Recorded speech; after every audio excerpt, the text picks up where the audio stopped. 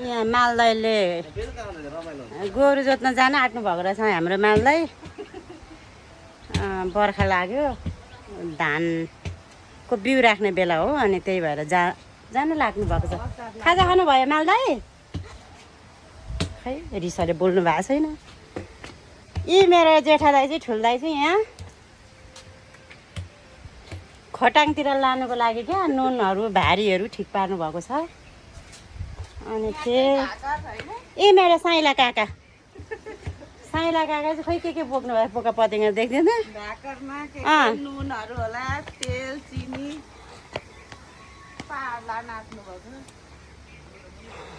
यहाँ भुपु आर्मी काका चाहिँ यहाँ बसिरहनु भएको छ। उहाँ चाहिँ स्वर्ग जानुभएको, त्यही पनि यहाँ बस्नु भएको छ।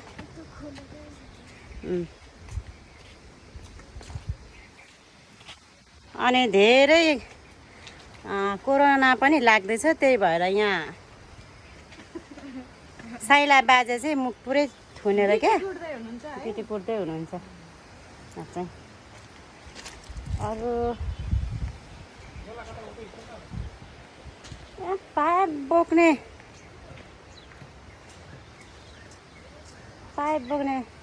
बा पनि हुँदो रहेछ, तर उहाँले खै मुखै देखाउनु भएन।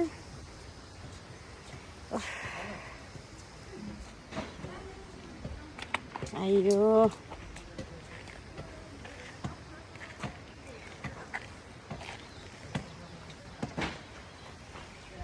यसरी हामी चाहिँ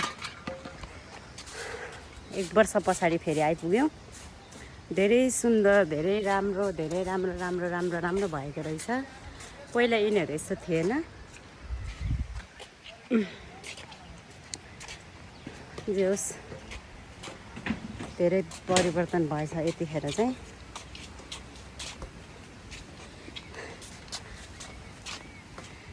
धेरै राम्रो हुँदै रहेछ। फेरि बिरुवाहरू पनि बढेछ, एभोकाडोहरू धेरै विकास भएछ अहिले।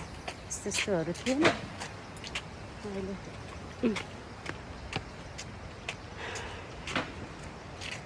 धरान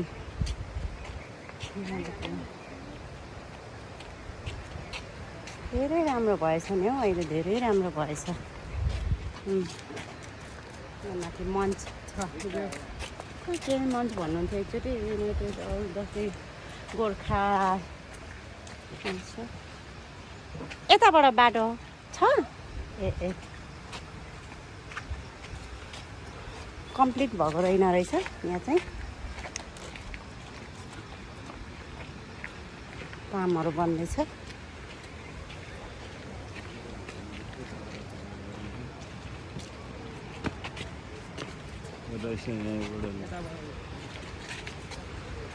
अब आरा काट्दै गर्नुभएको छ उहाँ हाम्रो दाजुभाइले, त्यतातिर हामी चाहिँ जाँदैछौँ।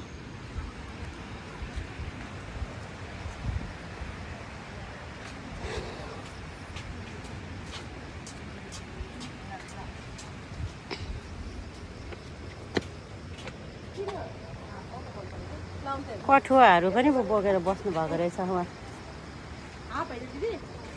मैच्याङहरू।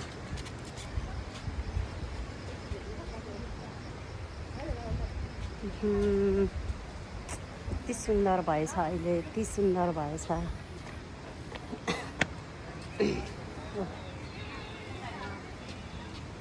हाम्रो माइती राजाहरू पुरै काट्दै हुनुहुन्छ, आरा काट्दै हुनुहुन्छ।